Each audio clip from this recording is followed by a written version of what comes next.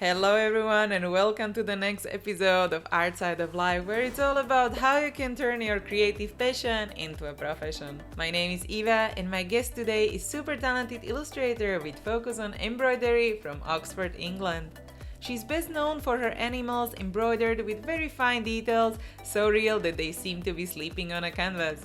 She began to sew last year of her illustration degree at the University of West England, and since graduating in 2011, she has continued to experiment with freehand embroidery, using sewing thread and hand-dyed fabrics to make her work.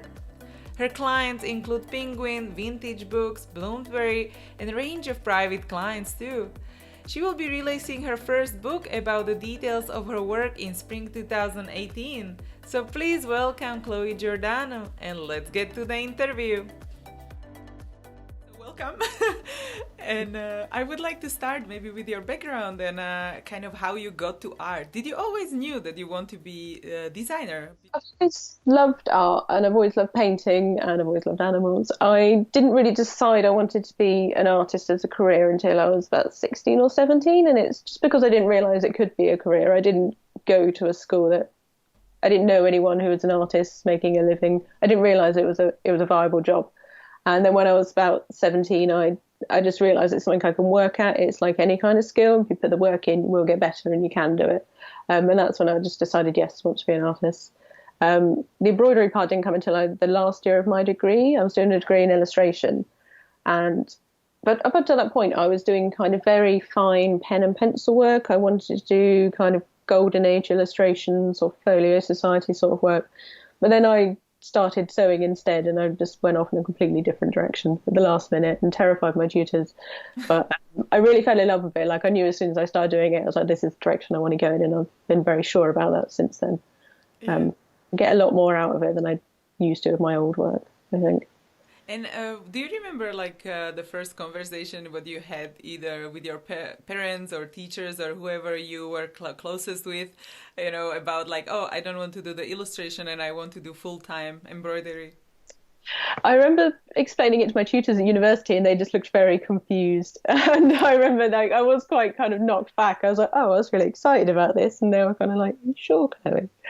So my parents, they've kind of always been very supportive. Like, they're not very and it sounds quite mean, they're not artistic, but it's not something they know a lot about. So but I think they know me, they know that I'm willing to put the work in. So if I rock up and say I'm going to do this, I think it can make it work. So I'm like, okay, sure. So that was always very encouraging. And yeah, like my friends were, like I said, it was probably my tutors were a bit confused. I think they were worried because as I say, it was at the end of my degree. So that's not a good time to suddenly change the way you work. So it did knock me back a little bit, but it meant I had to sit down and really think about what I wanted to achieve, what I could achieve. And I think that was a good thing. So I'm glad they did it. I'm not at all resentful that they were kind of like, could you stop and think about what you're doing? I think they were right to make me do that, and I'm glad they did. But yeah, mostly it was quite positive. I had very positive feedback from the beginning. It was really nice. That's Very really good. Did yeah. you have to do some sacrifices when you decided to do this as a career? Um, I mean, not that many, because I decided I wanted to be an artist, be an illustrator years before that. So I was in that way of working. Mm-hmm. So there were sacrifices you have to make, but I kind of already made them and I already knew what they were before I switched to embroidery. So it's kind of not having a terribly good social life, just always working. I had to learn to become very self-motivated. I used to be kind of the sort of person who I would lie in and I would only do like the bare minimum. I would do everything late, and I sort of knew I had to accept that I had to become more disciplined. But yeah, I'd kind of decided that before I started doing embroidery, and that got easier when I did embroidery because I loved it more. So it was easier to not lose focus and make myself work more. So it was just a lot more exciting for me. So it didn't feel like a sacrifice, I don't think. Yeah, and do you remember what was maybe like the best advice you ever received? Um, it was probably from my tutors, actually, because as I said, they were quite skeptical, and one of them told me that I shouldn't feel I have to turn into a production line, because at the beginning I was doing soft sculptures and things like that, and I would just make repeats of the same piece to sell. And she was like, you're an artist, you're not a textiles factory. She was like, just focus on doing what you want to do and not feel you have to keep meeting the demand. And that was really important for me because I did worry about that. I was like, it's very hard to make a living if you're trying to keep up with like a sewing machine or a company making things. So it was made me focus on making my work. It's more about me and about being a special one-off piece of art rather than something I just repeat and repeat. And today, especially, I won't go back and repeat a piece. So people say, I love that, can I have another one? And, no, don't want to go there again. And it's kind of because of that. It's definitely a much more enriching process. And I'm really, really glad that they actually pointed that out to me first thing, like it was before I graduated. So it's a good mindset to get into. And I find myself saying the same thing to other artists who want to do similar work. I was like, just don't feel like you're a machine. Just do what you want to do and keep moving and keep changing and learning. It just leads to a much more enriching career, I think. Yeah, and also it probably helps that you are really good in drawing and sketching, like in the process of designing the embroidery. Yeah. I rely a lot on my painting and drawing experience because before I started doing embroidery, I did want to go into work that was quite realistic. So I studied a lot from life. I studied from the old masters, and I think it's invaluable to how I work now. So it's quite often when people ask, how can I do embroidery like you? I tell them to work on their drawing skills, which isn't normally what people want to hear. I think they want a step-by-step process, but I couldn't do my embroidery if I couldn't draw the way I do. And I rely on it a lot. I still do a lot of sketchbook work. I do a lot of observational drawing before I'll go anywhere near an embroidery. So it's really integral, definitely. So how do you kind of approach the process? Because then you say you maybe look for references, or do you right away have something in mind and then you do the sketch and then you start the embroidery? I've been thinking about this recently because I'm one of those people that doesn't think about what I'm doing until I have to explain it to people. And I've realised what I do is I have an idea in mind first. I come up with a strong silhouette of how I maybe want a particular animal to be standing, how I want the composition laid out. And once I've decided that, I do some loose sketches. And it's only at that point I then look at reference. So I'm finding reference for my idea rather than getting my idea from reference. And I think that's much better, but you're not copying anyone that way, and everything is much more original that way. Because I'm just trying to find something to help me carry my idea through with reference rather than just copying from it. I will sometimes do a selection of drawings from reference beforehand. It's just if it's an animal I'm not that familiar with, I'm just trying to understand how they work. And then I'll go into a final drawing of what I want to do, where I'm not really looking at one single reference. It's just blending things together, a little bit of imagination. Yeah. Because when I saw first time your work, I was like, oh my God, this is amazing. I was like, how is this possible? And then also like your colors of the animals, like how you do the shading, that's really amazing. So how do you choose the colors? When you do the sketch, then you kind of lay out the materials? It depends. The colours for the animals I normally pick after the sketch. And again, I normally have a very strong idea of what I want. So it is a case of I just get all my threads out and I kind of sit there picking and choosing and going through them. And it's a case of trying to find enough colours that will blend smoothly, but not using so many that it becomes muddy and undefined. So and I normally have about 7 or 8 colours for one animal. Whereas with background colours, I will think about it more beforehand, and I do little paintings in my sketchbook, or sometimes I'll do a little painting on Photoshop to try and work it out. But I don't tend to do that with the animals themselves. I normally kind of know what I want when I then get the colours out. I have a huge collection of red colours now, so it's really just a case of I kind of upend everything on my desk and then I just play around it just until it feels right. You can see the graduation in colours that I want. So it's just until I find something that I feel works. And so for the gradient, you usually use maybe if we have, for example, the bunny and then you have a brown there, do you use maybe 3 brown colors or I'm trying to think of what I'm using right now, actually, because I'm doing a fawn at the moment. And I've got, just looking here, I've got, I'd say 3 browns, and then it goes into golds. I've got about 3 goldy cream colours, and there's about 2 tones of cream. Quite often I'll start off with more and then I'll knock one out. I realise I don't need it. So yeah, it's normally, if we're talking about like a section of brown coat, we're normally looking at 2 or 3 shades, maybe. It depends what animal it is, where it's going. But again, I try not to use too many. It sounds you think there'd be absolutely loads in there. It's normally only 3, just blended quite well. Okay. Because it's really fascinating as well for me, as like I usually just draw and I never tried embroidery, so it's wow, really detailed. And so what Yeah. fascinated you on embroidery? Why did you like Um, go for it?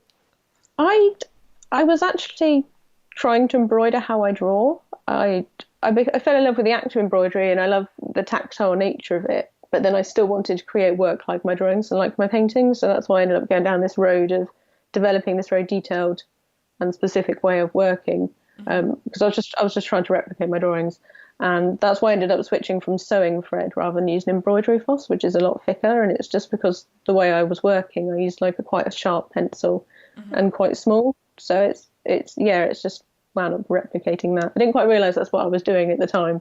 It was just looking back, I was like, I can see here I've just been trying to copy my sketchbook and eventually found a way that works. And that's why they come out the size they are as well. I think it's just the way that thread and that level of detail comes together, rather than thinking I want to make a tiny animal. It's just the scale that it works at, luckily.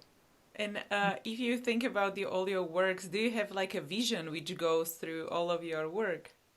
Um, I think so. Again, it's not something I've sat down and thought through. It's just a thread that when I look back, I can kind of see that I've always been aiming for a certain amount of realism with a certain amount of kind of whimsy and imagination and detail in my work, whether it's drawing or painting or embroidery. And I was always trying to push myself just to get to that next level and that next level. So when I think like where my work is going, it's just I'm really in love with the process of how I work. I think that's why I do it. And it's just about refining that and pushing it further every time and kind of trying to take it a little bit further each time. And I think that's it. Like I said, if you look at my work, it's just me trying to go push it a little bit further every single time. Every time I do something, it's just trying to make it a little bit better every time. So yeah, there is a kind of vision, but it's not one I can really articulate. Like I know in my mind what I want to achieve, but I'm not quite sure what it is. That makes any sense. And then when you think about the inspiration and because you like animals and like maybe plants, is there something which is strange or people find strange you're inspired by? I think I look at a lot of taxidermy, which I think freaks quite a lot. I'm surprised at how many people find it very odd, because to me it seemed like a very sensible kind of reference. Like when I like to draw and I like to draw from life, quite often I go to natural history museums, either in London or in Oxford, and I draw from the skeletons and the taxidermy animals and things like that. So to me, it seemed like a very sensible thing to do. But I found when I then share it on social media, people are like, "That's so sad, it's dead," and that's really weird. And it's like, okay, I'm sorry. Like I'm sad the animal's dead, but yeah, because I have like a collection of skulls as well that I like to draw from, just because it's in my mind, it's the best way to understand what you're looking at is to understand the bones underneath the animal. But yeah, some people do find it very morbid. So yeah, it's hit or miss, hit or miss. I think there's a lot of artists that are making that work for them. If you think of people like Mr. Finch, he's doing a lot of animals that you can tell are inspired by dead animals. Yeah. And it's beautiful. So I think it depends on how the person puts it across, I guess. Yeah, but I think a lot of my fans would prefer live animals, so I'm trying to. Yeah. That. But I mean, if you think about it as well, on the art schools, you study the anatomy, and basically that's how you build. You have the skeleton, you have the muscles, and then you have the live animals. So. Yeah, exactly. As I say, I come at it like I draw, and that's how I learned to draw people. We learned, we studied muscles, we studied the skeleton, and then we moved on to drawing from life. So, to me, it's just the way I learn. But I think, I guess if you're coming at it from a non-art school perspective, I can see how it's a little bit odd. Yeah, it's like, oh. Yeah, have a skull collection that you quite like. So, yeah, I try to keep that bare minimum. Yeah. And if you think about, like, if someone wants to start what you do now, what would you recommend them to start, or maybe mediums, tools? I mean, as I said, I'm self-taught, and I started out trying to learn traditional embroidery stitches, and I just found myself a little bit bored, which is why I then started just trying things out. That's mainly what I tell people to do. Is I just got some fabric, I got some thread, and I made a lot of mess at first, and there were a lot of mistakes, and eventually I hit on something I liked. So it's not a step-by-step process for me. It's just try things out until you hit something you like. And as I said, I quite often recommend that people do look at how they're drawing and just see if they can understand what they're looking at before they then try and embroider it. because there's no pattern I can give them. So it's kind of just a case of learning as much as you can about your subject and then just going for it. And it doesn't look great in the beginning. Like my first works, I think I've got rid of most of them. They were terrible. It was terrible for at least, I'd say, about a year, because I had no experience whatsoever. They were awful. So it's, yeah. So as well, don't be afraid to make mistakes. Like, don't be discouraged if it doesn't look very good the first few times, because no one's good at anything just from the beginning. Yeah. Yeah. And did you watch some tutorials online, or where did you learn I how, mean, like, I basic? watched a couple on YouTube, but again, that was traditional stitches, so I kind of I didn't find them that interesting. So again, I just ended up, I didn't really look at that many videos or tutorials, I would say. Once I decided I didn't want to do traditional stitches, I found YouTube based on that really, really helpful when I did learn the traditional stitches. And when people want to do that, I'm like, that's what I would do. That's how I learn best, rather than reading it from a book. So I would recommend that if you want to do sort of traditional embroidery. But for the way I work, I didn't actually look at any. I think, as I said, I was trying to develop it myself. I was trying to find a way of working for myself, so I didn't research it because I didn't even entirely know what it was. Yeah. So yeah, for me, it was entirely through just trial and error, making mistakes and learning from them. Yeah. And did you have a favorite medium? I mean, the brand to stitch with, or something which you can recommend? I use sewing thread rather than embroidery floss, and either cotton or polyester. You can get either one. It doesn't make a huge difference. I seem to mostly use a brand called Gutermann these days, which hasn't been a conscious decision. They just I think they have a wider range of colours, and that's why I've ended up with mostly those ones. And then I just work on calico fabric, which is kind of slightly rougher cotton, just because it gives you more of a textured background. When I dye the colour in, it has a bit more variation, and it's a little bit thicker as well, so it can handle a lot of detail in a small space. But that's basically it. I don't have any really fancy tools, and it's what I started with. I started with some simple fabric and a bit of thread and a hoop, and then I haven't added anything to that, I don't think. Yeah, and when you choose the colors, do you go to local stores or do you order online? I have to order online a lot, just because here in Oxford we have one small haberdashery, so they only had quite a small range, and I'm pretty sure I already owned every colour they had. So if I needed a particular colour replaced, I would go in there and take it. Sadly, they're closing soon. I think they've already closed. We're luckily getting. So boring to be excited by this. We're getting a branch of John Lewis soon, which is like a big department store here in the UK, and they're really well known for their sewing sections. And that is the only store I can go into where they have a huge range of colours, and I can actually look at them all, because that's what I want to do. It's just finding somewhere with that many threads. So I'm really excited about actually having one here in Oxford that I can then go and compare. If they let me in, because I'm quite old, I can end up bringing a pocket of the colours I already have. And then I kind of line them up on the display, and then I pick up things until they match. And there's always someone looking at me like. So I do most of the time it is online, but my preference would be looking at it in person. It's just very hard to find somewhere with hundreds and hundreds of sewing thread colours. Yeah, exactly, because you want to compare, as you said, being in a shop. Yeah, I need to match the colour, because the ones online never look anything like it. So I end up pulling up colour charts, trying to find the number next to it on the original colour chart, which is surprisingly hard to find. There seems to be loads of different ones, of different brands. They seem to mean different things. So it's a bit of a nightmare. So luckily I don't have to buy colours very often now, because I have so many. Most projects I don't need to buy a new colour for.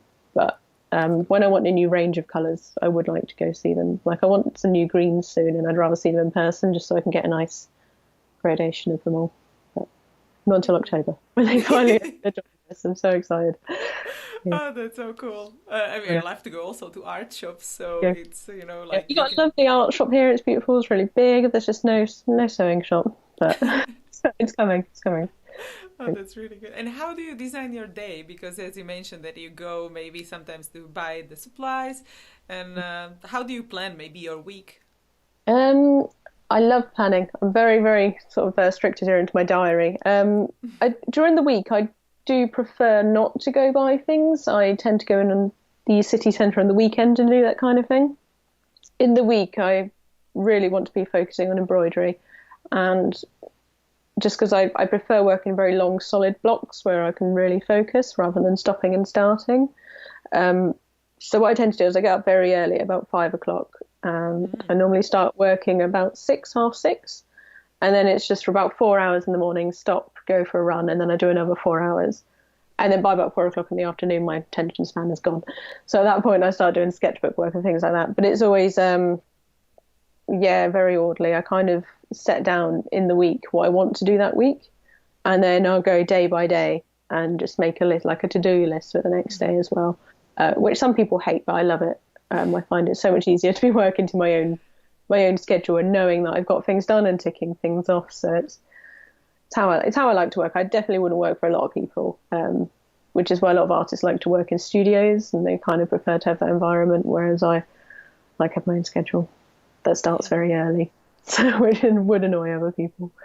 But yeah, so normally in the weekends I'll go, if I need to buy anything, I'll go into the city centre, because obviously it's about 20-25 minutes on the bus getting through Oxford traffic to the city centre, so it's not a short journey, and then back again. So yeah, I quite like having the Monday to Friday out here really, really quiet, just hanging out with the rather than, yeah, some people can go do errands in the morning and then go back and do work again in the afternoon. I'm not that kind of person. I have to have my whole day planned out and no stopping or starting. So yeah. And how long does one creation take, maybe? Probably the average size animal with plants could be a week and a half to 2 weeks. It can depend on what it is. Like with the rabbits now, I've done so many, I'm very familiar with them. I can do one a lot faster. At the moment, I'm doing a new fawn piece, which isn't a subject I've done again, actually, since the little sleeping fawn that became very popular a couple of years ago. I haven't done a single fawn or deer since then. So because I'm not as familiar with it, it's taken me longer. So I've been working on this one for about 4 or 5 days now, and we've only got like a head and half a leg. Just because when I'm not sure and when I'm doing new stitches, a lot of my process is just me looking at it going, so and then maybe doing one stitch and then staring at it again for another 5 minutes. So it's quite slow going when I'm not quite sure what I'm doing. It's also why don't do many demonstrations, because I think people actually get quite bored. I don't think they're ready for how long it takes. So there'll be a crowd of people and me just looking and then doing one stitch and then going, oh. So that's why I haven't done very many. Yeah. But maybe just a sped up process, you know? That's why, yeah, when I have been filming myself, actually, as soon as I edit, I'm like, let's make this 2 times faster, because no one's got much time, no time for this. It's so boring to watch. It's not boring to me, but when I look through it afterwards, I'm like, yeah, no. Speed it up. Yeah. And if you think about the projects which are coming up, or something you would like to share, something exciting? Main one exciting, which I think I can talk about now, is I am working on a book about my work with a publisher, which will be out next spring. So it's as well as just being a collection of pieces I've already done, it's going to go into detail about what materials I use, my inspiration and technique, and then we're going to follow one embroidery from start to finish very closely and annotate it all the way through. Just because obviously I get asked a lot about how I do things, and it's quite a long answer that I find quite hard to answer just in a reply in an Instagram comment. So we're really hoping this could be something for people to reference to when they want to know more. And we'll hopefully kind of explain that it's why it's a kind of process that doesn't have a pattern, and it's something that's quite hard to explain in a few short steps. So, and it should be quite pretty as well, I think. It's going to be a hardback, which is it was very important to me. So I'm really excited. So I'm doing all the work for that at the moment. I think I'm going to start the piece we're going to follow soon, and I'm not going to be showing it on any social media before then. We want it to be just for the book. Yeah. So it's going to be a bit quiet for a while. I've also just completed a book cover design, which I was really excited about. Again, I generally try not to say what book it was for or what author until the publisher releases it, but this was for, it's a very well-known author. It's an author whose work I've been reading for years, so I was really, really flattered to be asked, and it was just such a lovely job. It was so, there was no upsets or anything or difficult points all the way through, and it was really great to work on. So hopefully I can post about that in the next month or so, I think. Really looking forward to sharing that one. So yeah, a lot of books, a lot of publishing work. That's super nice. Oh, yeah. Because I saw some of the book covers you did. And so you mentioned one of them were kind of like the biggest project. What is kind of more difficult for you? Is it, or kind of what do you prefer to do? Is it the book covers or the animals? I get asked that quite a lot, and I kind of cop out by saying both. They're very different kinds of work, and I wouldn't want to be doing either of them all the time. So I feel I've got a really nice balance now where I do like 2 or 3 covers a year and then switch back between the works. Publishing work is you're working with a team rather than just for me, so which is interesting for me for a shorter period of time, but I wouldn't want to do it all the time. And then obviously there's a lot tied to deadlines and things like that, which is fine if I'm just doing it every now and then. I wouldn't want to be constantly working to that kind of deadline because it is very stressful, especially when you work as slowly as I do.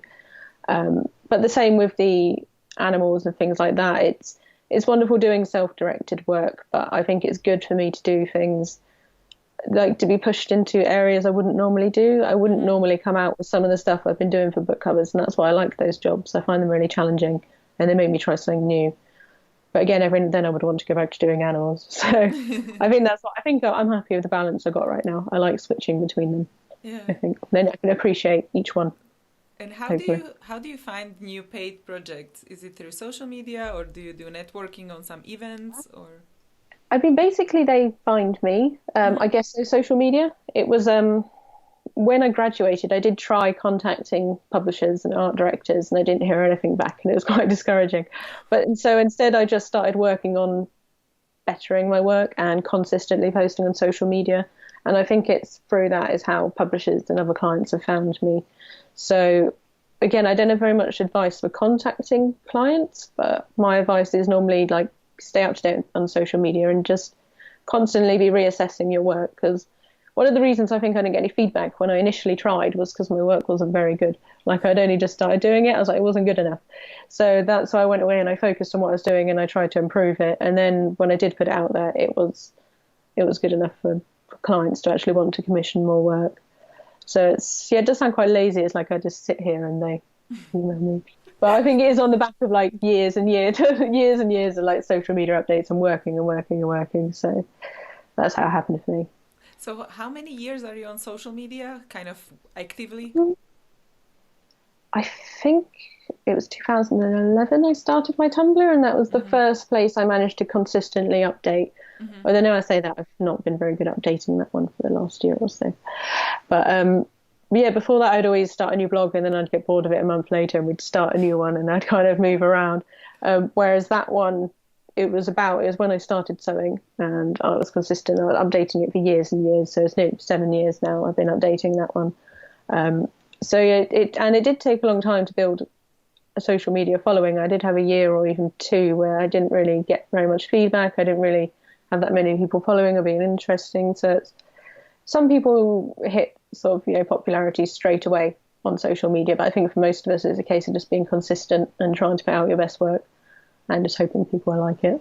Yeah. And where people can connect with you the most now? Is it Instagram? Probably Instagram. I love Instagram. I thought joining Instagram for ages, and then I joined last September, I think. So I've only just not even a year, but I really love it now. It's not just the like talking to people who like my work. I love how many artists I found on there. It seems to be where the things I enjoy are. I just constantly open my feed. I'm like, I love everything on here. Yeah, I'm definitely on there the most. So I'm on Twitter as well, but I definitely spend more time on Instagram. Try to answer more questions on there as well. And when we talked about the projects and different types of projects, how do you decide how to say no and yes to projects? I say no. I don't want to say quite a lot because that makes it sound like I'm turning things down. I think a lot of people who email me about projects like that aren't aware of the restrictions of my work, or they're not. I can tell from the get-go that I'm not actually the kind of embroidery artist they need. Because it's when people aren't that familiar with embroidery, they don't understand the different applications. They don't understand the time limits. So quite often I was actually quite gently say, you actually need someone who does machine embroidery or something like that. Like I'm happy to refer clients to people that I think would do the job better. So that's tends to be how it goes, really. It's like I don't actually think I'm the person for this job. I haven't really had to turn any down that I wanted to do because I didn't have time. I've always managed to, if I really want to do something, I'll fit it in, even if it means sitting up all night for ages. I had that when I did the Charlotte Bronte cover a couple of years ago. I had to fit it in with my work. So it was a lot of all-nighters. But yeah, for me, if I can find the space if I really want to. But yeah, most of the jobs they aren't actually for me. And I'm quite happy to say that. And I think it's important to say that rather than just agreeing to it and then the client isn't happy and you're not happy and no one's happy. So I think it's really important to just do the jobs you really want to do. Yeah, yeah, for sure. And how do you combine now the income streams? Do you like fully work from freelance, or what is the percentage maybe of the Yeah. split? At the moment, basically, I work Monday, to Friday. I work at home. I do have a weekend job at the moment, but I'm leaving beginning of August, and then it will be just completely freelance, which I'm a little bit afraid of. But it's like as I've wound it down, I've been like dropping a day and a day and a day, so I'm not going from a full-time day job to just freelance. So I should be fine, and I might have weekends off as well, which is quite exciting. 'Cause I haven't had. I've been working 7 days a week for the last sort of 5 years. Wow. I know. So I know when I didn't actually stop and think about it until I handed my notice in. I was like, weekends? Okay, let's still have weekends off. So yeah, I mean, income. I do have quite diverse income streams. So I think that's really important, and that's would be my advice to anyone wanting to go freelance. I would never just rely on selling original pieces, or just rely on publishing work, or just rely on my Etsy shop. It's important to have all three of them. Things go up and down. Like things go quiet for a couple of months, and if you have other work you can do, then that's you don't have to worry. You don't have to sort of be looking at your savings and getting panicky. I'm quite lucky actually. Now I get into selling originals. It's very easy for me to think, well, I need money, so I will make something for sale, and then I will sell it. And it's quite. Whereas when I graduated, I thought I'd be doing illustration work, which is more waiting for clients to contact you. So I do feel by flicking between that and fine art, just selling my own pieces is much easier to make a living from. It has taken some getting the hang of. I kind of fought it at first. I didn't want to be running a shop, and I didn't think I wanted to sell that many original pieces because I was trained as an illustrator. I didn't think like a fine artist.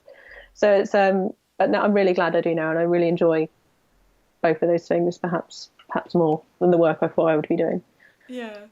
And Yeah. now when you want to go like freelance full time soon, and can you share maybe like the worst career moment what you had so far?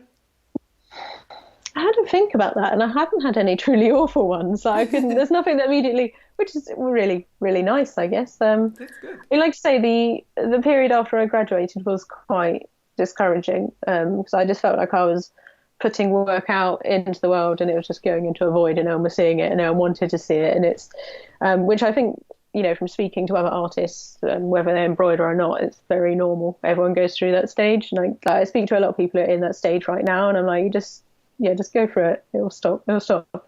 But I can't think of any particular. I've not had like a worst day or anything like that. So I get stuck in ruts like everyone does, but they don't last too long. I'm quite good at changing tack and motivating myself. So yeah, all in all, it's been quite a happy career so far. Hopefully. And kind of, what was your self-talk, to kind of overcome to those moments? I'm very, as I said, when I decided I wanted to be an artist, I just learned that it was something you could work at.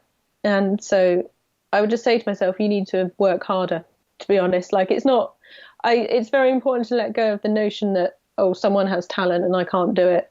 So I might as well give up. It was just, I would just say you need to if you put the work in, it will happen. Which some people find quite daunting. I find it really, really encouraging to think I just need to put the time in, and I just need to try my best and learn more, and it will happen.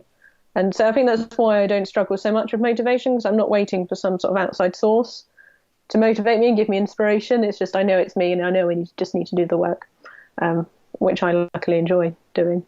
Yeah. So again, that's what I say. Is I quite often say to newer artists, I'm like, you need to learn to motivate yourself and just be willing to put the time in, I think. Yeah. And is there something you wish you knew before you started? I mean, like, I've learned things on the way, but I think it was important to learn them as I went. There's some things you have to learn for yourself, and you have to learn it the hard way. So for me, it was learning, like what my tutor said about not being a production line. At first I was kind of like, they're wrong. And then after a while, I realized actually, I was like, no, that was really sensible advice, and I really need to listen to that. And same thing as well with like diversifying my income. I came out of university a very set idea of what I wanted to do, and I've had to learn that it doesn't work, and I'm much happier doing different kinds of work and being more open-minded. But I think if I'd been told that beforehand, before I graduated, I probably would have thought that I knew better. So, but it's like, I think these are a lot of lessons you just have to learn yourself the hard way. You won't listen to advice otherwise. Or at least that's the way I am. I think I normally have to find out myself that something works rather than just taking advice. If you can just take the advice and learn beforehand, that would be good. Yeah. So most people are like that. I think we have to make mistakes. And how do you then, as you mentioned, the motivation, does it help you also to spend time with your dogs? And if you have a day off, something like, oh, Yeah. I cannot create? One of my favorite things to do when I am stuck in a rut is, like I said, go out and draw. So I'm lucky to be in Oxford, so we've got the Natural History Museum here. And when I was living at home in Buckinghamshire, I was quite near to London, so I used to go to that Natural History Museum.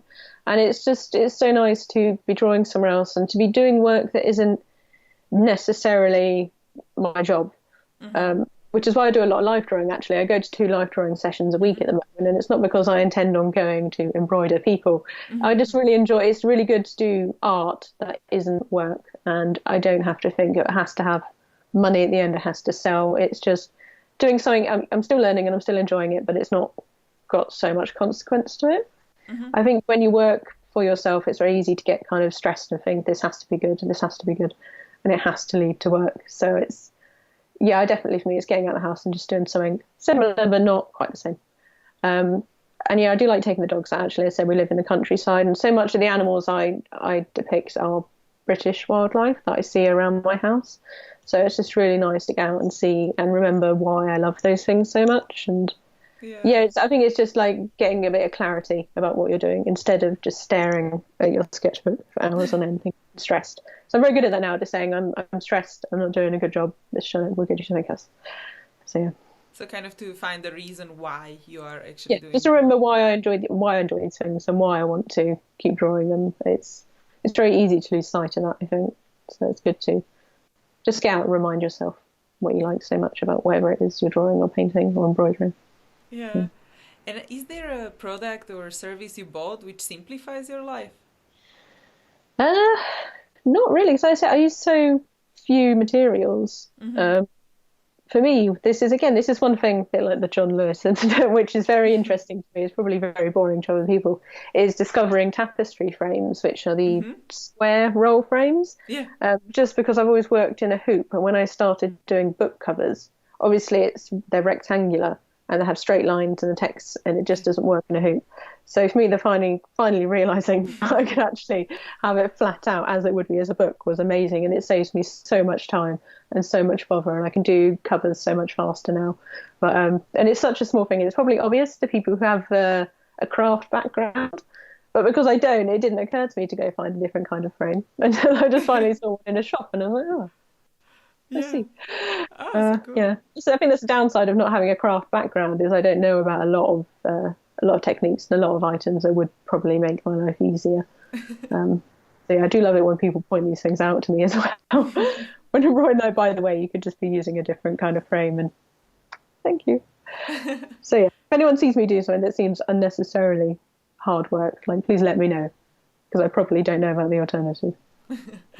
And do you have like go-to resources now online, which is connected with embroidery? Not really. No, I think, like I said, I think it's because I'm not doing traditional embroidery. So when I look at resources, I tend to look at sort of real life references, or I'm looking at traditional artists that I love. I don't tend to look for embroidery resources because they're not necessarily talking about the kind of work I'm doing. I mean, that being said, I love looking. One of the things I love about Instagram, like I said, is just being able to look through the embroidery tags on there and see what everyone's doing. And there's loads of people doing things that aren't traditional embroidery, and it's just really, really inspiring. But yeah, it's not only one place. Like I keep a sketchbook quite religiously, and it's just because I'm pulling things from everywhere and just putting reference there and any resources, and I use it to write notes to myself about things I really, really like. So yeah, there's no one place. I think it's just picking things up as I go. And from sketchbook. Yeah. And what about the books or movies or something you would recommend people definitely need to see? It doesn't have to be connected only with art, something that you love. I quite often recommend people, because the reason I got into textile art was I watched a film called The Science of Sleep by Michel Gondry, and he had an artist called Chloe Giordano, I hope I say that right, I also have an Italian surname, so it's going to be really embarrassing if I did. But she created these really gorgeous soft sculptures all the way through the film, and it's what it made me want to start sewing, and that's why I started. So I initially started doing soft sculptures and then moved on to embroidery. So it's just a really beautiful film as well. But I just, when people want to know where I'm coming from, I'm like, please look at that film. It was so beautiful. And it was just, what I enjoyed is just how free she seemed to be in her ability to create. And I really wanted some of that. So it's just, yeah, always recommend that to people. Yeah. Books wise, I read a lot, but it's rarely stuff that actually seems to relate to my work. Like, quite often people sort of ask me what I'm reading, and it's like, that's got nothing whatsoever to do with what you're doing. The only author I love that I think does quite a lot is I really love Yeats' poetry, and he had a lot to do with like the natural world and wildlife, mostly of Ireland, but a little bit of Britain as well. So I normally think that's, if I had to pick out like one author that's had an influence on my work, it would probably be him. And I think he is my favourite poet as well, so that's normally a good one to go for. Yeah, I need to check it out. It's really lovely work. Like, he was a little bit, he sort of started believing in fairies for a while there, and he got a bit strange, but he's wrote some really, like, not just his poetry, he's done like some short essay writing on that sort of subject as well, and folklore. It's really amazing stuff. I recommend it to everyone. Oh, cool. I will put it in the show notes. Yeah. So that's good. And if you think about the future, where would you see yourself in 5 years? What would be like a dream scenario? I'm very happy with my work, so I don't see myself in the future doing anything that different. As I said, just, progressing on to different things, definitely getting better, hopefully. I think I'm quite open-minded to what uses my work can be put to, so I look forward to that in the future, but I don't necessarily have a single thing in mind that I want to do. For a long time, what I wanted was to create my own book about my work, which I'm getting to do now. So I'm excited about down the road when that's actually out and I can show it to people and have a much more concise explanation of my work, because at the moment it's quite confused. So that was definitely a goal, and so was book covers. So I'm quite happy with what I've achieved so far, and I just want to keep taking it further and further and trying new things. Amazing. But it's really cool. Oh, maybe you can do like an online course at some point. I think I'd like to do like a real, like, in-person course as well. It's just I do struggle. I think because I don't have a step-by-step process really, I do worry about people getting results in a short period of time, if it's a day workshop, if it's 2 days. And I have asked a lot of people, and apparently I'm expecting far too much from a 2-day workshop, and people wouldn't expect to be coming out of like things that look exactly like my work. So I'm working on it. Although I'd like to online, I think I would rather go around, because it's like, I work from home by myself, just talking to the dogs. So I quite like going out and meeting people and talking to people. I think it does me good. So I'd really like to do more talks and workshops. It's just trying to come up with a format that works. But I'm hoping the book will help with that, because as I say, I've got to go through every single stage of what I'm doing. And I think doing that will make it easier for me to then explain it to people in person, because I will have thought through every stage and I'll actually be able to explain what I'm doing much better. So I'm hoping at the beginning of next year, hopefully I can start doing that. Yeah, I'm looking forward to see. I know. I hope people will like it. I've done short talks before now, and they seem to go quite well. So hopefully. Yeah. And the last question I would like to ask is like, what would you like to be remembered for in 100 years? I hope I'd be remembered in 100 years. Where I would be at all. I hope my work is. Yeah, I don't really see myself being remembered. It's more like it's nice to think that my work that has been sold and gone out into the world is still, people are still looking at it and they're still loving it and they're still understanding how much work I put into it and how much sort of love went into it. And it's not necessarily me. I like the thought of my work still floating around the world in the future.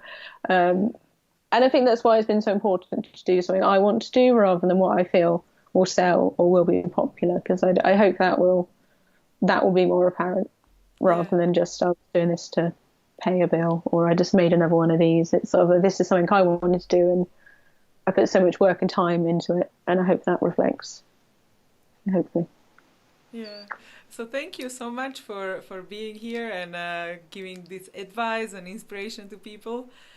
So thank you for having me. It was very flattered when I saw some of the artists that you also got to agreed. So I was like, what group to be included with? Yeah, some of my favourite artists in there, so I'm very excited to see their interviews as well. Yeah, I mean, I'm really excited as well, like how we can inspire other young artists, to pursue their passion. And if you have like a parting piece of advice you can share before we say goodbye. I normally, as I say, it's just a case of just be willing to put the work in and do what you love. Don't try and fit yourself into what you think people want, because it will normally end up with you being unhappy and people not really liking the work that gets put out. So, yeah, just do it. Find what feels good and do that, I think. Yeah, perfect. I love it. Good. So thank you again, and we say goodbye. Hi, thank you. Well, as I say, thank you for including me, and I really look forward to seeing these. Hey guys, if you enjoyed this video, don't forget to give it a thumbs up and let me know in comments. Also, please subscribe to my channel for more videos, because I post new interview every single workday. You can also find the resources mentioned in this episode at artsideoflife.com. Just type a guest name in the search bar. There is also a little freebie waiting for you, so go check it out. If you want to listen to the interviews on the go, make sure to check out the podcast episodes at artsideoflife.com/podcast. Thank you so much for watching. I really appreciate you, and don't forget to inspire each other. I will see you guys in the next episode.